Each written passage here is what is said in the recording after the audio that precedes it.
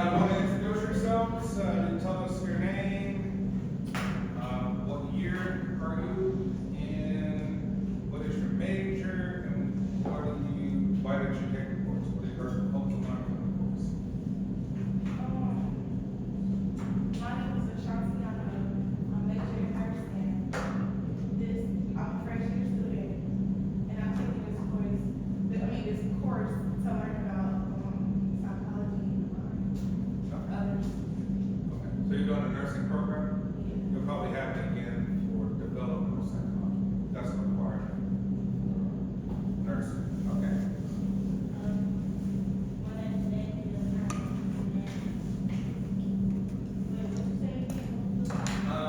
What year you are? What's your major? What do you hope to learn?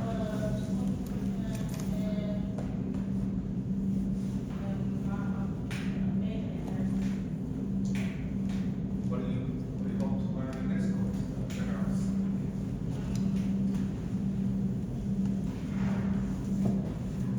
Not sure.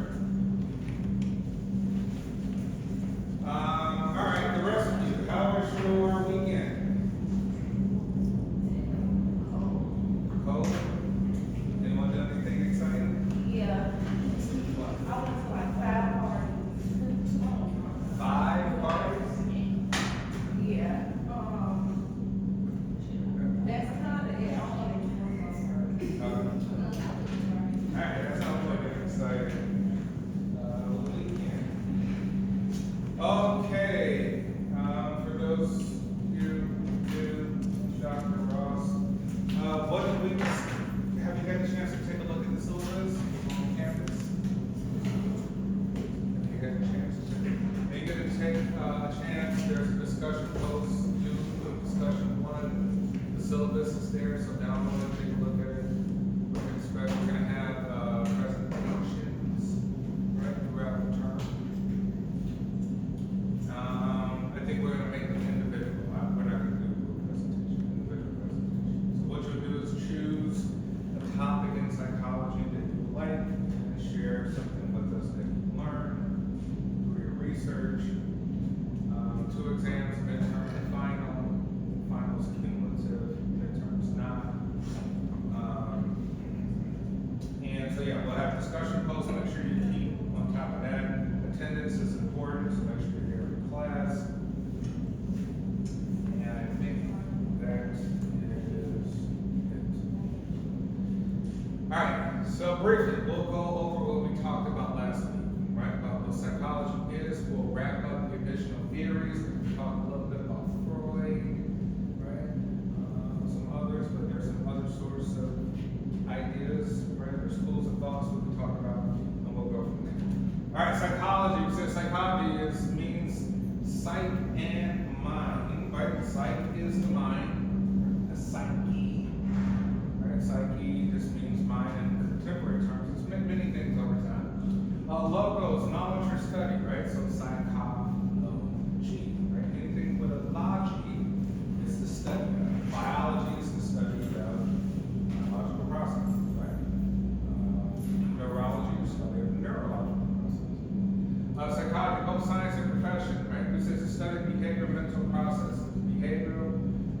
Behavior things are overt, things that we can directly observe. Mental processes, covert. We can't read people's minds. We've got to find other ways to see how people are processing their mental life. Another kind of way, we can also think of mental processes like a biological term, right? Like here we learn about hormones, transmitters, neurotransmitters, chemicals, how that all influence your behavior, your thoughts, your feelings, how those are real things. Okay, and we say, hey, you know what, it's a science, so we need empirical evidence, right? Direct observation, making measurements, coming up with conclusions, all those things. We need descriptions. We want to be able to predict. We can't say 100% that someone behaves the way 1,000% sure, right? Because human beings are complex, but we can predictability. We need control the conditions in these studies, right? That influence the behavior. Critical thinking, right? We say pseudo psychology, the stuff we really don't get involved in. So we don't get involved in superstitions, palmistry, astrology. That's not what we're here to say. They may be true, but there's no scientific way that we can prove that they're true. Right? So you can have your beliefs, but in an academic or scientific sense, there's no way for you to confirm those beliefs. We say we have a bunch of biases, confirmation bias, right? We go to seek out things that confirm how we already originally thought, right? Which is a bias. We're not accepting of other information that could potentially be out there. Barnum effect, right? We say, hey, tendency to consider personal descriptions accurate or stated in general terms, right? Kind of like with astrology. Like, oh, we make it very general and it can be applied to everybody. It obviously applies to one person, not necessarily true, right? It may not be able to apply to everybody. We had a discussion question, but we'll skip that because we're beginning. Then we say the scientific method, make observations, define a problem, hypothesis, different than a theory. Right? Hypothesis is sort of an educated guess. Gather evidence, build theories, and publish results. Okay, then we said Wilhelm Wundt was the father of psychology in Europe, German, right? He started the first sort of laboratory in Europe, and he had part of an education system at the university out there. Wundt's ideas brought to the U.S. by Edward Tishner. So Tishner was focused on structuralism. He came to the U.S. and kind of, helped pave the way for interest in the field of psychology. William James. So in America, William James is huge because he's really the father of American psychology. Right? You probably never heard of him, but he's important. He taught at Harvard and actually taught a class on psychology. He was like the first one to teach psychology as a course.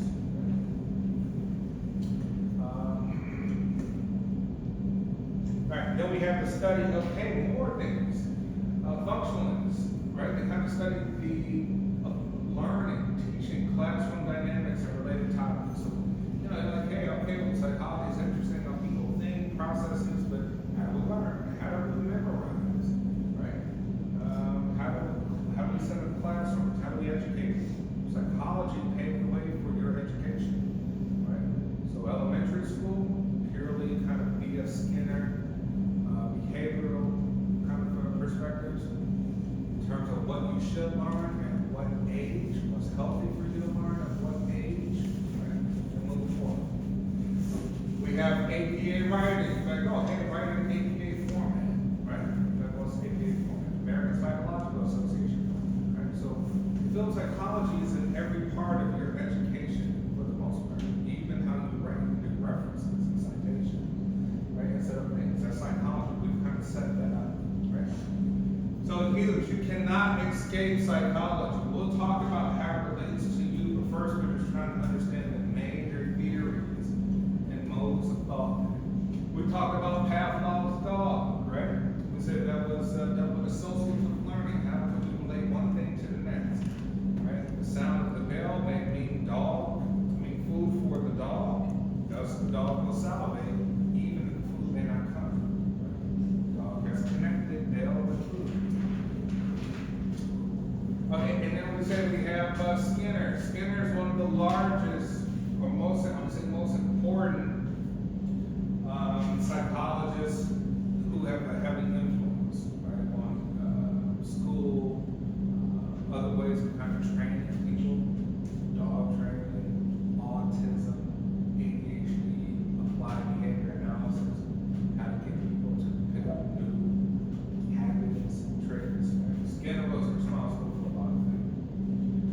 We say, Skinner studied a lot of rats and other animals, right? And we say we can relate that same behavior to human beings for the most part. Remember, we learned, the most thriving environment may not be the greatest indicator to health, maybe is socialization. Even more important than that, right? We saw that with rats. I would say, Skinner studied this operant conditioning. Remember we said operant conditioning was positive reinforcement, negative reinforcement, and punishment. So Skinner says the only reason why you will ever show up to the job is because you get a reward, which is a check. Positive reinforcement. They start giving you a check for behavioral change and you will quit the job. positive reinforcement or reward of some kind from your romantic partner.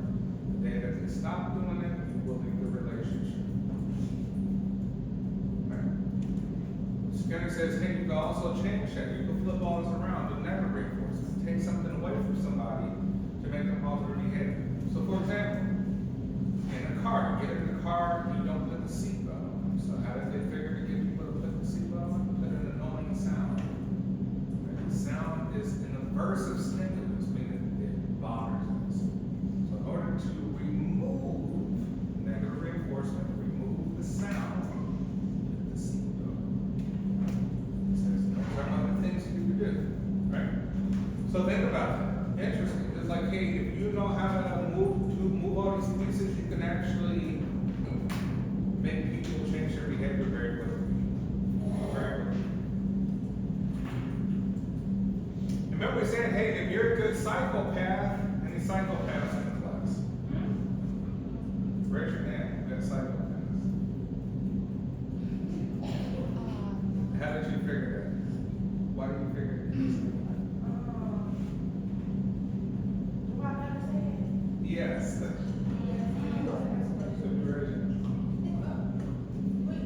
What you said, do we have psychopaths in this classroom? Yes. Raise your hand if you are a psychopath. Oh, wait, do I have to tell us? Do you care about anything in some authentic way? Do you care about any other person in some authentic way? Yeah. Okay, you're not a psychopath. Okay, but we can start that. But we say, hey, if you know how to manipulate these variables, give them positive reinforcement to change your behavior, take away something to change your behavior. You could manipulate anybody, right? But you probably won't do that because you actually have feelings and care, right? We say psychopaths don't have real emotional connections when it comes to feelings. Oh, you talking serial? You talking serial? Well, psychopath doesn't have to be necessarily serial, right? But we'll get out to that. Psychopath is part of a spectrum called antisocial personality disorder, right? You can be a psychopath, you can be a sociopath, you can be a narcissist, or you can be a Machiavellian type who loves power, manipulates power. We'll learn the differences and what that is, right? But the point was, if you go back to Skinner's model, positive reinforcement, negative reinforcement, punishment, that means that you probably can manipulate behavior, right? The little tiny things.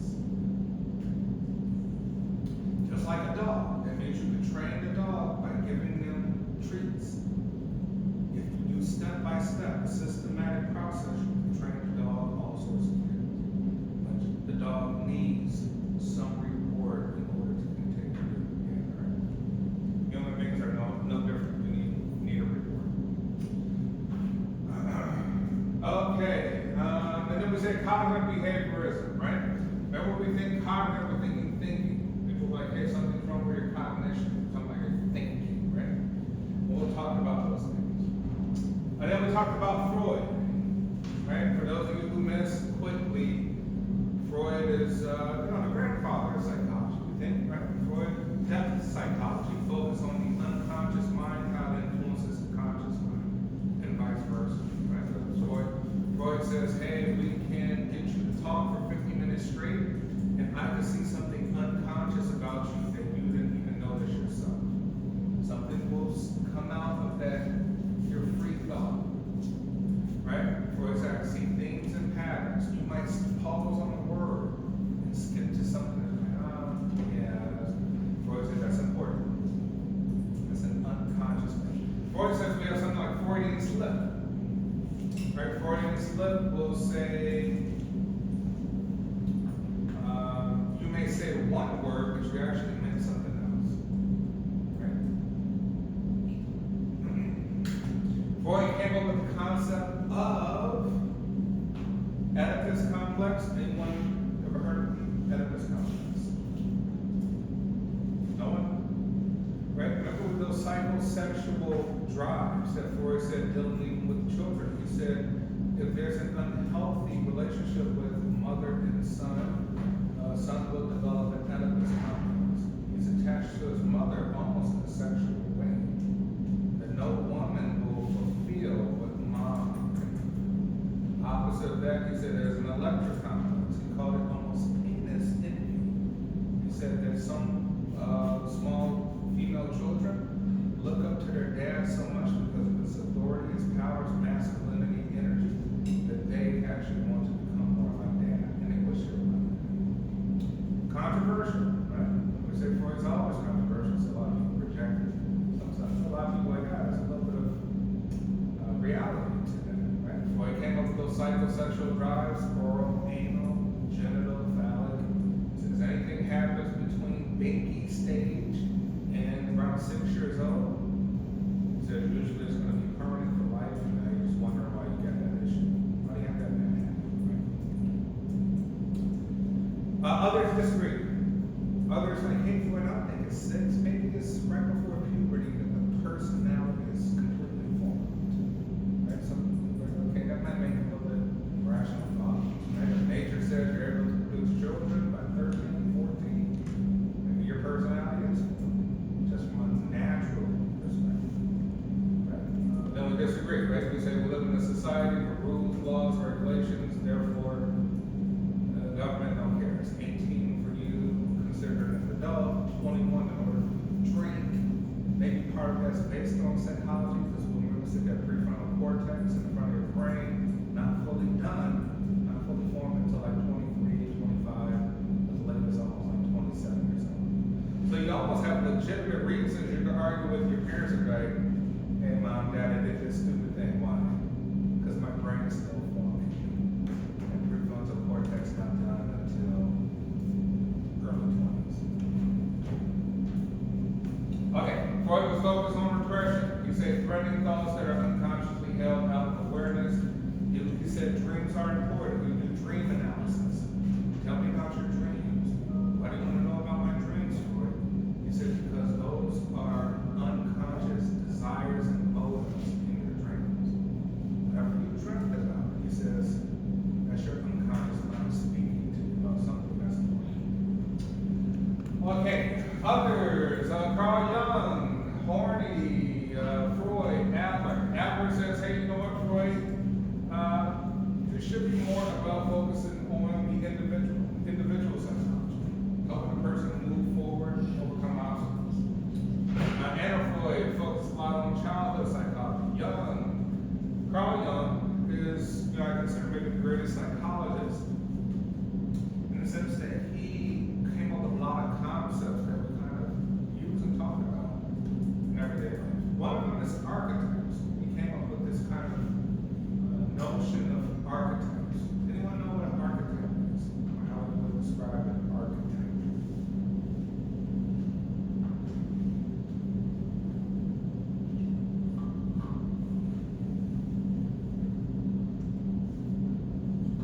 Right? Jung says, hey, you know what? There are archetypes that we are in essence part of a category of human beings that have the same things and patterns as other people. Are we trying to convey a hero archetype? And that we want to become something greater than a human being. Right? Are we more of a warrior archetype? Right? For us, it's about combating things, and that's how we kind of move through our lives. Right? Nurturing archetypes. Right? You just want to care for others and be kind of that. Right? You live your life kind of according to those principles. He had other things, the collective unconscious, right? He says, hey, around the world, no matter where you come from, what language, what culture, there are same concepts. Love is a huge concept. God is a huge concept. Taking care of children is a huge. It's like you don't have to be taught that. It's going to exist regardless, right? And he came up with other things such as anima and animus, which is basically your collective whole of masculine and feminine. He says if you disregard the other side, usually you come up with some issues. You don't feel whole. And people say, I do not feel whole. He said that's disregarding the opposite side. Right? So if you're feminine, he says don't disregard your masculine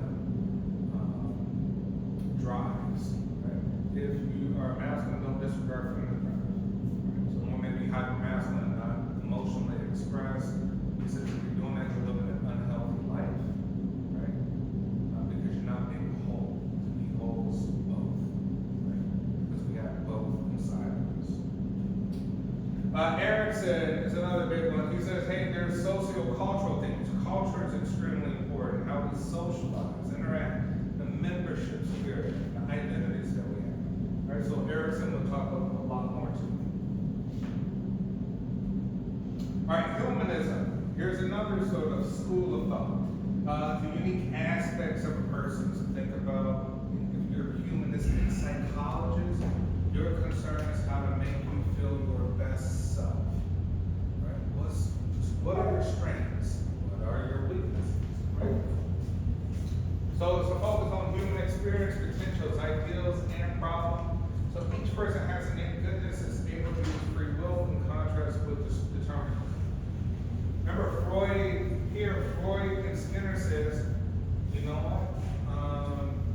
They actually didn't believe in free will like that. Because remember we said, Skinner said positive reinforcement will shape your behavior, not your free will. If you give somebody something positive, that's where the behavior will follow. It'll follow that path. Right? He said that's kind of all of behavior. Freud said that you actually didn't have free will because you had libido, that life force, that you're being driven for sex, sexual reproduction, and competition as an organism, just like any other organism, basically. What he said, right? He basically said human beings were that different from any other organism. Reproduce unconsciously, those drives. And he said if that was the case, you really didn't even have free will, but you thought you did. You think you did, right? Others kind of go against that. People like, hey, you know what? We do have a lot of free will, right? Or maybe we're using our free will to become our ideal self. And your ideal self might be the greatest version of yourself possible. Which means that potentially either you're already there as the greatest version of yourself, or you're on a path, and that's what's driving you. Because you're like, hey, the greatest version of me had degrees, the greatest version of me had cars, and traveled the world, and bought Louis Vuitton, and did this, and did that, and that's the greatest version, right? So Roberts and Maslow, like, that's what you're driving, right? Head to. Maslow, anyone ever heard of Maslow's hierarchy of needs? The pyramid, hierarchy of needs. Ever heard of that concept before? All right, here, let's pull it up. See what it's about.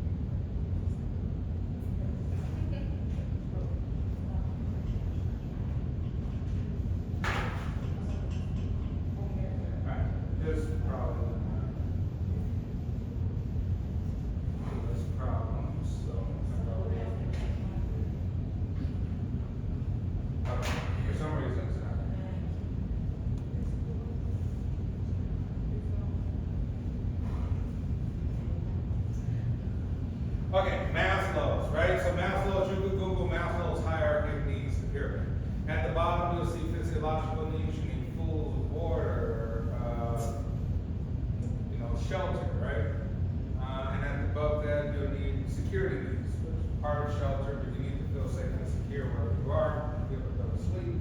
Beyond that, you have things like esteem needs, right? So basically, after you cover basic needs, now you can focus on self-esteem, trying to do better things, good career, good education, right? And beyond that, you start to get to more self-actualization things besides material things, right? Relationships, building a family, having connection, being part of a community. And beyond that, you have self-transcendence, where it's no longer really about you anymore. It's about maybe helping others or God, right? Being in tune with God, or some sort of spiritual aspect, something of sort of about beyond yourself. So that's kind of Maslow's concept on the hierarchy of needs. Okay, humanism. Some focuses on humanism. Key concepts: self-image. What is your image of yourself? How do you view yourself? Not how others view you, but how do you view yourself? Hey, what is your perception of your own body? What's your perception of your personality? What's your perception of your capabilities? Right? You may tell me, like, hey, I have a very positive view on my body, I have a very positive view on personality. Maybe you have negative views on capabilities, something. But then I may ask you the next thing. Well, where did you get that reference? You have to compare it against something else. A person, and something you see. And who is that person, right? Maybe get back to the archetype, but what's your archetype of the perfect body? What's your archetype of the perfect personality? Right? So you evaluate positive and negative feelings you have about yourself with that frame of reference. And then you self-actualize, which is part of that Maslow's pyramid, fully developing one's potential and becoming the best person possible. So let me ask you, is there anything that you evaluate yourself on in a negative manner?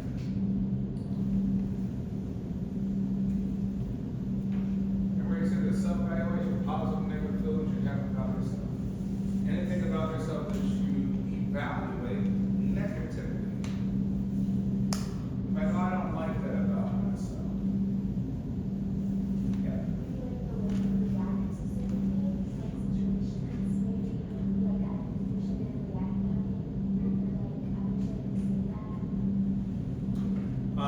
In the sense that you feel that you're too quick to react, or your reaction is too strong versus okay. Okay. But here's the question. So the question would be like, okay, reaction, response. Like, man, I'm gonna also to react. I'm gonna react quick. I'm not gonna reflect. I'm gonna think about it. Maybe I don't have all the information about this issue, or why somebody's acting the way they're acting towards me. I'm gonna react. I'm gonna respond. And maybe it's a strong response. Maybe that response may not even be appropriate. It's too strong of a response. So let me ask you. So remember you said you need a frame of reference. So what in your mind is your frame of reference for a healthy reaction?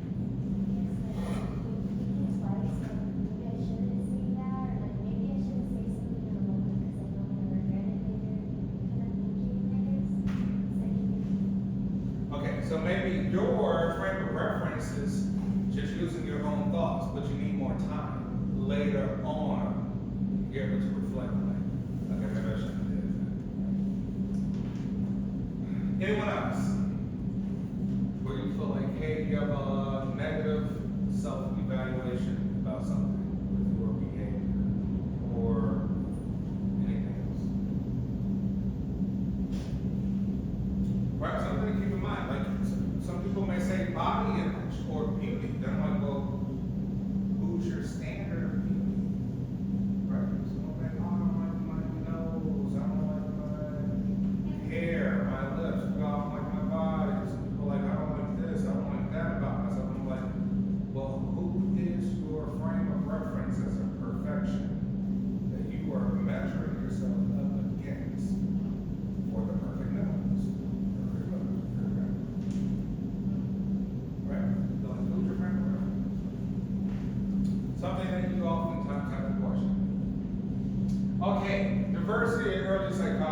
said psychology primarily came from white European philosophers. Psychology came from philosophy.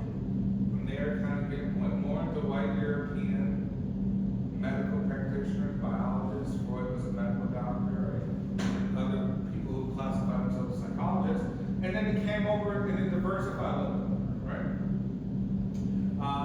Because we had to include other people, other walks of life, other perspectives from, and other people involved in the scientific field too. So we got Margaret Washburn, 1894, first woman awarded PhD in psychology.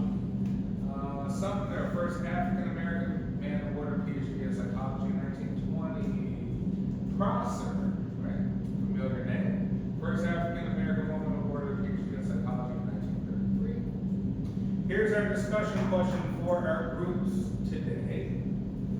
So going back to these kind of concepts that we talked about, one either being behavior, positive reinforcement, negative reinforcement, one dealing with unconscious behavior, things that it can plant seeds in the unconscious mind.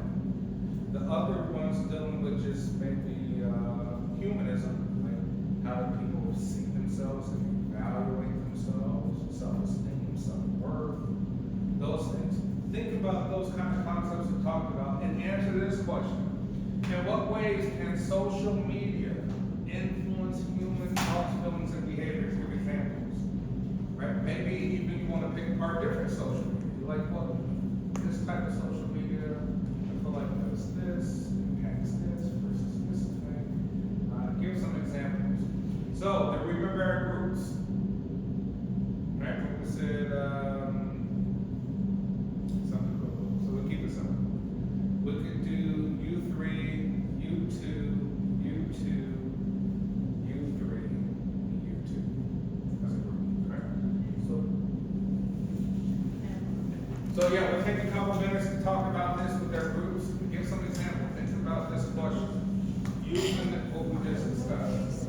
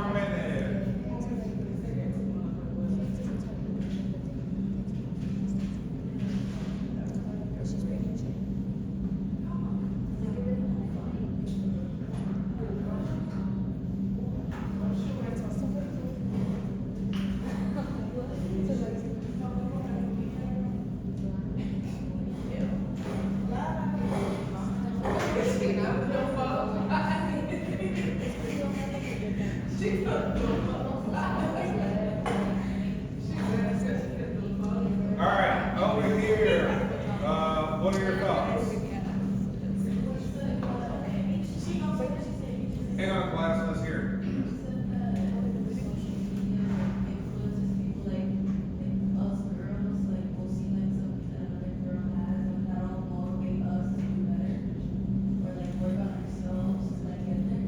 Alright, so like, for females, like, hey, one, it can either bring about envy, right? Two, it can bring about motivation, right? So maybe observe others, see what they're doing, maybe kind of run. Back there, what were your thoughts? I was wondering how social media gives like false expectations, like false reality. What platforms you feel like do that the most? TikTok, I would say. Which one? TikTok and Instagram. TikTok? TikTok more than Instagram? Yeah. Yeah, okay. Well, like, hey, guess what? On IG, on TikTok, all you're seeing is people's, for the most part, perfect life. You don't see all the bad stuff happening. Like, probably a lot of bad stuff happening in people's lives, but they're not showing it. You put them, right? Showing their wonderful trips, fake car that they rented, fake jewelry they had on. You're believing it, and now you're feeling like, oh my God, show them I don't have that stuff, right? How about here? We said how on social media, I think whatever you post, you're gonna get feedback no matter what. And whether you're posting something like about your life or it's fake, it's like you're always gonna get feedback and it's gonna be positive or negative. So I think either way, like your thoughts and emotions might be affected either way, maybe in a negative or a positive. Yeah, you're like, hey, you throw yourself out there, and then I see the pendulum swing. Negative, I like, thumbs up, like, shares, and then negative, somebody in the comments put something negative, whatever. You may think of like, you remember what I told you previously, they've done studies to see who suffers more distress, people who post or people who just watch. People who just watch or people who actively post. Remember, which one do you think has more issues with depression, sadness? People just watch, right? Because guess what? The people who post and throw themselves out there, eventually over time you become desensitized to the criticism. And if you become desensitized to the criticism, you stop caring what other people think, maybe as much, right? Maybe only focus on the positive, whatever, right? That's actually a good thing to have because remember what I said, going back to psychopaths and sociopaths, right?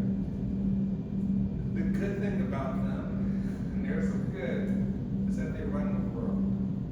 The CEO has to be able to fire 30,000 people who have children, people in school, car notes, have to be able to fire those people and go to sleep at night. A normal person won't be able to sleep at night. Right?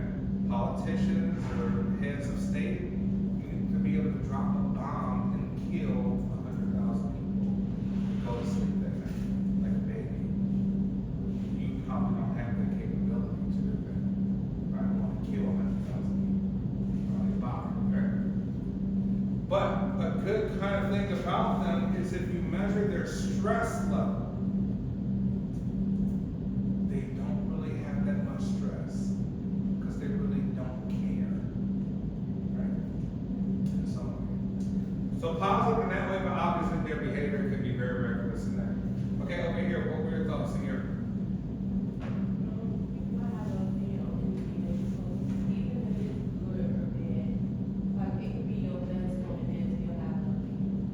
Yeah. Now, like negative is like you are opening up yourself to all sorts of opinions and you don't know people's intentions or motives. They might just hate you. So everything might be negative for them all the time. Or even other weird things that you kind of see online. People will post something and now they're mad that the people who follow them or friends or family never respond. Right? Oh, you don't support me. Right? But you own my stuff. Look at my stuff. Other negative things would be like, hey, politics. People will unfriend, stop following, block people just for their own beliefs and ideology. Like, I hate you because you believe in that. Right?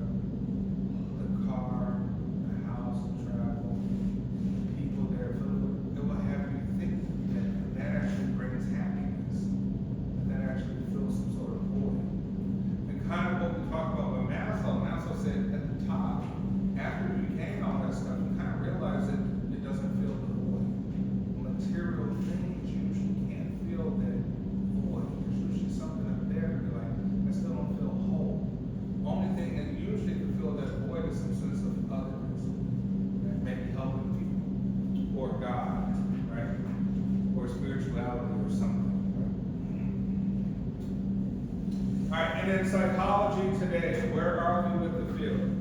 We say here we want to take eclectic or multi-dimensional perspectives, right?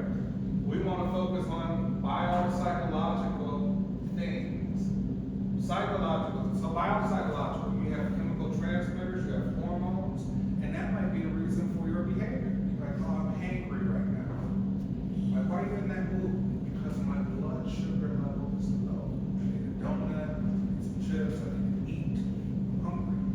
Okay, well, okay, that's actually true. Your biology requires some things and it influences how you feel. Okay, makes sense, right? Psychological, right? Those are just the mental processes. You're like, hey, you're thinking about something and that's going to influence how you feel and how you kind of behave later, right? And then sociocultural, right? We want to focus on that. You are part of a society, you're part of the culture, you're part of groups, and you're being influenced by those things. So we said we got to draw on many insights and kind of understand all of human behavior. So with the biopsychological, again, right? Internal, physical, chemical, and biological processes deals with a lot of neuroscience. Our next chapter on Thursday, we talk about the brain. So we can get all into the brain, how it works, the processes, how it all kind of comes together. Okay, and then the behavioral view. We say behavior is either shaped by one's environment, maybe one's genetics too. Cognitive view, behavior is shaped by mental processing of information. Maybe we just process information in one way, you can change it. Right? And then psychodynamic view, behavior is shaped by unconscious processes. You're not really thinking about it, but there's some sort of drive or urge coming from the unconscious mind. Right? And then the humanistic perspective, we say, hey, your behavior is shaped by your own self-image, your subjective perception of others and yourself, and your need for personal growth. That could all be part of it. So we kind of want to take all the information and start to make sense. I think you can truly make sense of yourself. I think you can make sense of the world. For any sort of thing. Right? Think of this concept of boredom. Boredom is a dimension of anxiety. So think about this. Remember I said you have an alien brain, right? You have an unconscious mind. People call it reptilian brain sometimes. Because maybe the oldest part of the brain means the reptiles have it, amphibians, all those creatures have it. So let me ask you, who is touching your face right now? Who made you touch your face? Who made you tap your feet?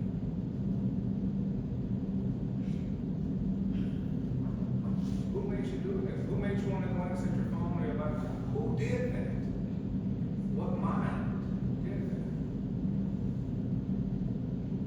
Literally the stuff you're just not thinking about doing, you do it anyway. Right? So you say in all life, it's just, it's going to happen forever. In all of life, you are being guided by an unconscious alien brain. That alien brain will say, I'm hungry now, please go find something to eat. The alien brain will says, I need to go use the restroom now. Please, let's go use the restroom. The alien mind is saying, don't worry, I'll make this heart keep beating. You don't have to think about the heart. Don't worry, I'll keep making you breathe. You don't have to think about each breath. That's the unconscious mind. It's permanent, and it records everything. Which means that even if you just focus on one part of the room, that unconscious mind picked up everything that literally you see. And then your dreams, the part we didn't focus on, like into the brain. Right, so that was kind of Freud's sort of perspective, like, hey, that unconscious mind is the superior mind. The one that makes you arouse for sex is the one that makes you want to go eat. Right? But it wants maximum pleasure. What you call the pleasure person. He said the only reason why you don't go do all this, like don't go eat 1,000 cheeseburgers, the only reason why you don't go sleep with everybody, you don't just go kill everybody because you feel the way you want to. He said it's because of other parts of the brain. Right? So he said you have a morality center and then you have the final executive thinking center, the one that will resolve the conflict between morality and the alien brain. Right? Like, maybe I should do that. The morality mind might say that maybe I shouldn't do that. So he kind of described it as an angel and a demon on each shoulder, and in the middle is your head that'll make the final choice. He said on one end is that the demon is saying, go do all this stuff just because it feels good. The demon said, just do everything that feels good. And then the angel on your shoulder is in essence saying, I wouldn't do that if I were you. Right? And then the brain kind of in the middle is saying, what's the healthy medium to kind of do it? Right? So, right, something to keep in mind.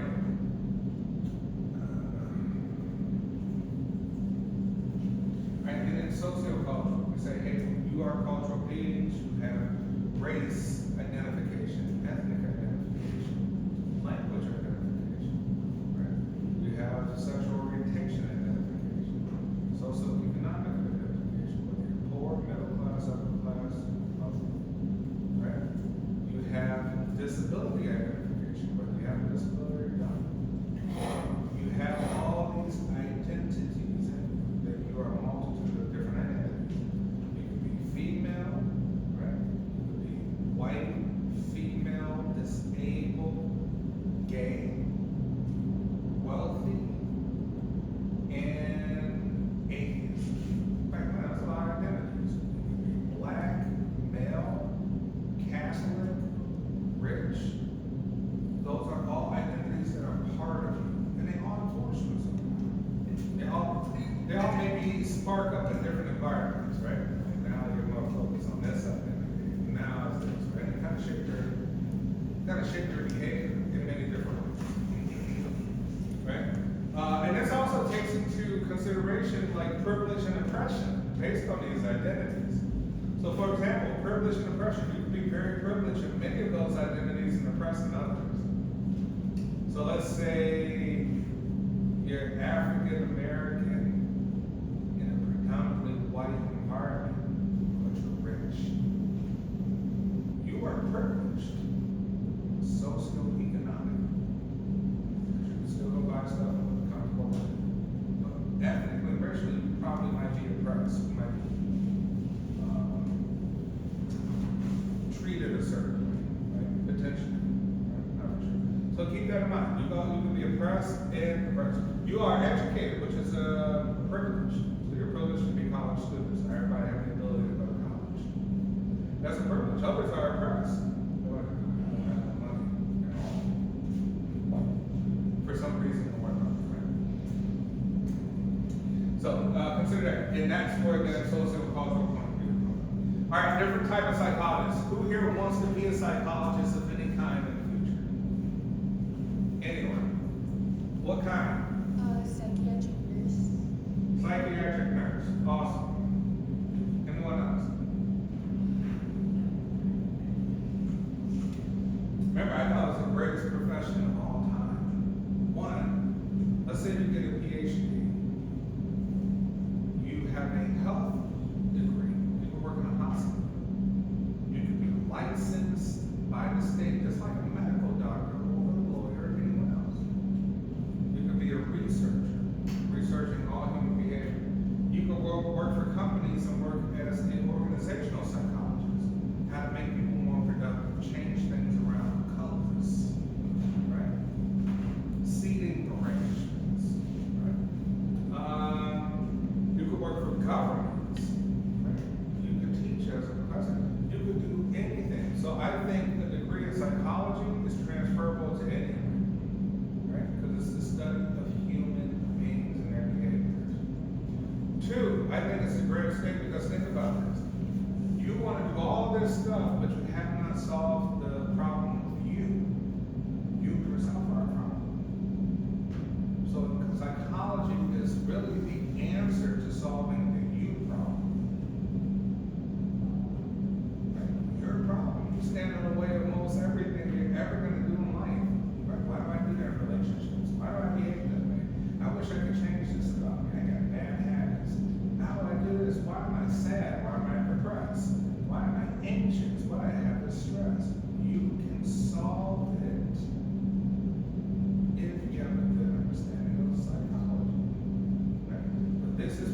psychology, for me, in my personal opinion, one of the greatest things to learn. Because everything else can might get you money, but it's not solving the problems of human behavior, including some. Okay, so you could be clinical.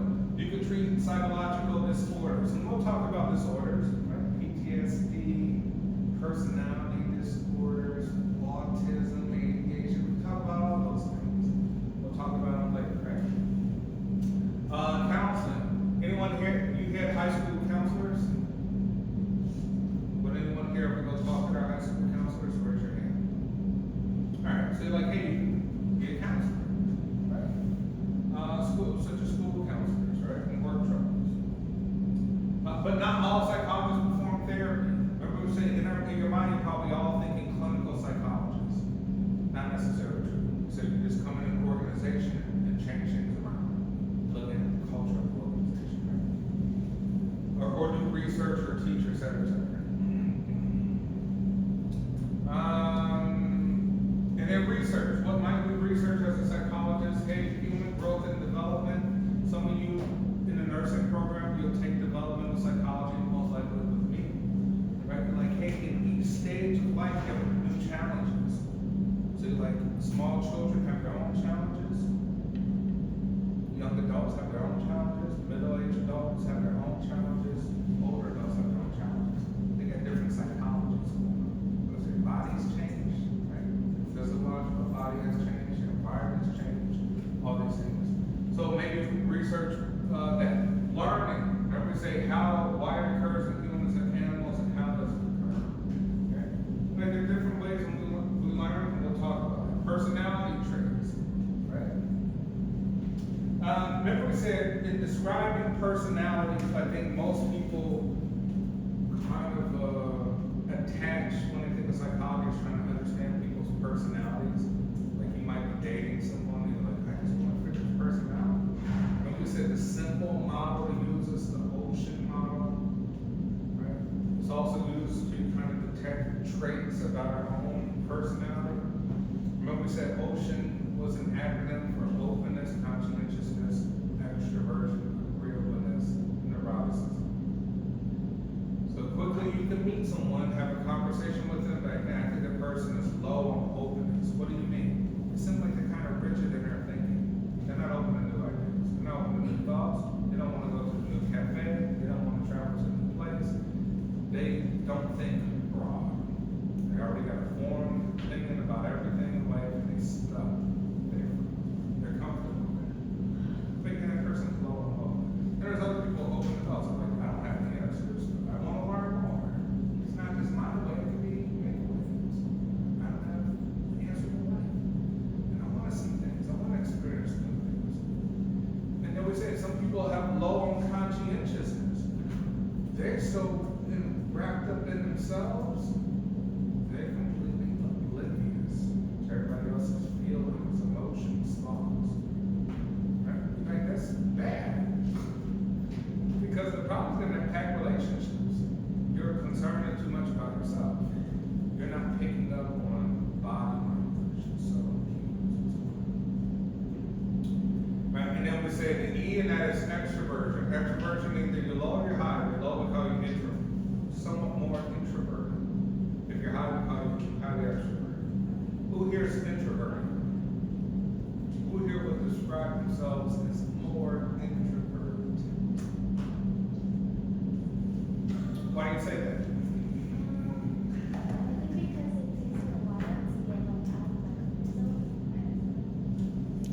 When other people are around. Tell me what goes through your mind. Why does it take you a while to get comfortable in larger group settings?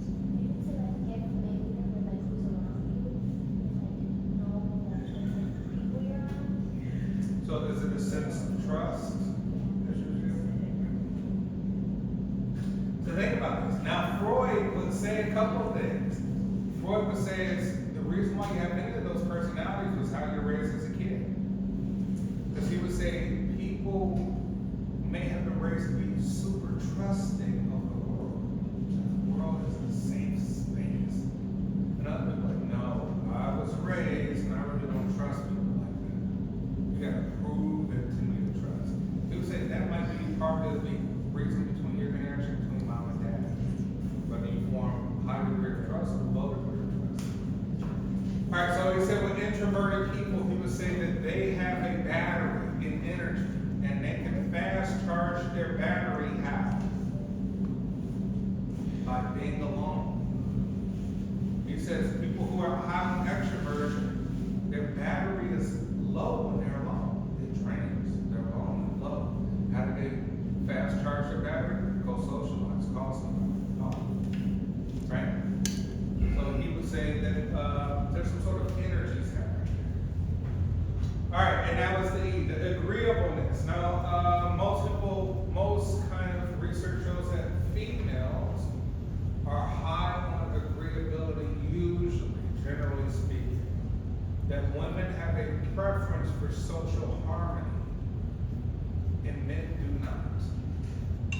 Men on the rational side says 1 plus 1 does not equal 2. I don't agree. If I don't agree, you're gonna have to fix that.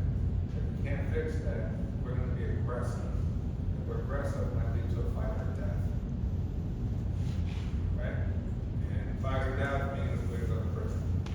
Hence why, like I say, people low on agreeability tend men more impressive. Why they disagreed on what? I don't agree with the law. I actually didn't agree on that red light. I'm not running. I'm gonna violate the law if I don't agree with this. 1 plus 1 don't equal 2. I disagree. Right? Whereas women, people say perfectly, women may say in a social setting, oh yeah, it wasn't you, it was him. You're not the problem. Oh my gosh, how did you do that to me? Right? That they may prefer social harmony and even agree with things that aren't right. Just so they can keep the harmony in the group. Which means that they may tend to hold up more of a mask. Right? And even social things. He said political things, women tend to be more agreeable, accepting of more open ideas and concepts and behaviors, where men may be more rigid. Like, no, that makes no sense. Okay? So that was that agreeability, something to pay attention to. Because think about this, related to stress. He said if you're also high on agreeability, you say yes to things you don't want to do. Anyone here does that? That you find yourself always kind of saying yes to stuff you don't even want to do. And it puts you in trouble. Could you give me some examples of things you say yes to?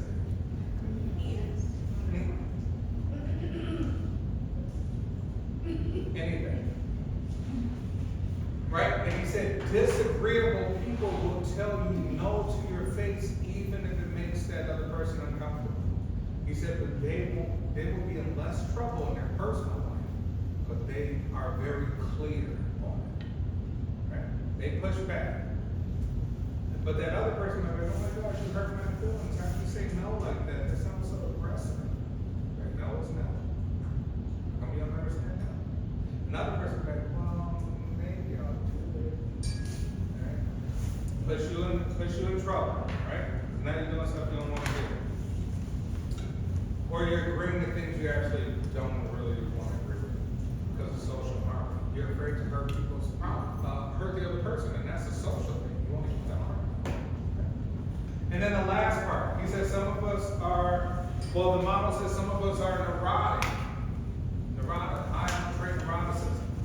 Neurotic is you are negative minded to future events. You always think something potentially could go wrong. Right? So you're not as positive. So for example, you call certain people and you're like, hey, I'm thinking about going to Tahiti. And they're like, oh my gosh, I want to do that. That's scary. You're gonna fly on that plane that long? What if the plane crash? Do you have enough money? What if you run out of money?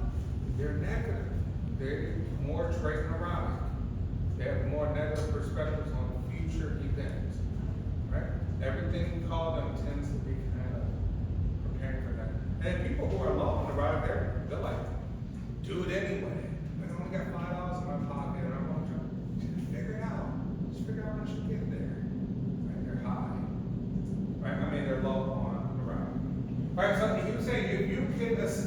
the way, anybody you meet, you said you can kind of figure out their behavior moving forward, right? And it makes your job easier. So if you meet somebody in some sort of romantic way, you're like, man, let me use that ocean mom. Okay, there's love on that side, that's on. So I know what to expect, right? Kind of know what to expect moving along, just through conversations, right? What time is it?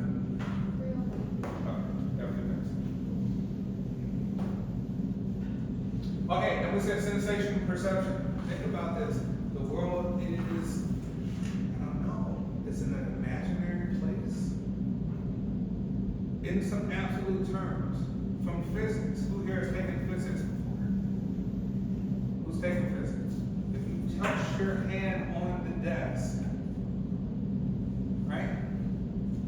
Push your hand down on the desk with one hand. Touch the desk and push it down. In all reality, in absolute truth, you never touch the desk. There is a space between you and the atoms because of electromagnetism. Magnetism. The atoms, the only force you're really feeling are the atoms pushing against your hand. But there's never an absolute touch. In reality, be like Dr. Ross. My perception is that I touched the desk. True. Your perception is also this. What color is the sun? What's an answer? Throw some answers. Sun. What color? Yellow. The sun is white. Like any other star in the night sky. So here's what the point I'm getting to. Your perception, right? Your perception is oftentimes different than an absolute reality. Maybe like, oh, maybe I don't really care. All I really need is my perception because that's how nature designed it for us to survive. Just worry about the perception. But in other ways, you may perceive somebody's one way and now you're like, that's not the truth. That's just your perception. You made that story up. Right? You made that story up about somebody else. That's not the truth about that.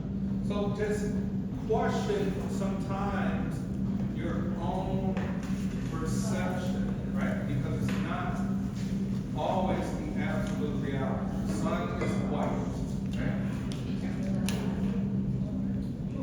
But you can see that as yellowish orange depending on time of day. All right, I'm gonna say there's one more thing I want to cover.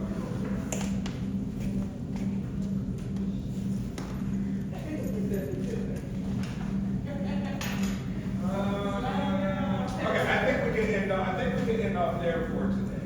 Any questions for Zack? No. For those of you who haven't did discussion one, please make sure you do it. One reply, maybe try to respond to someone else in the discussion group.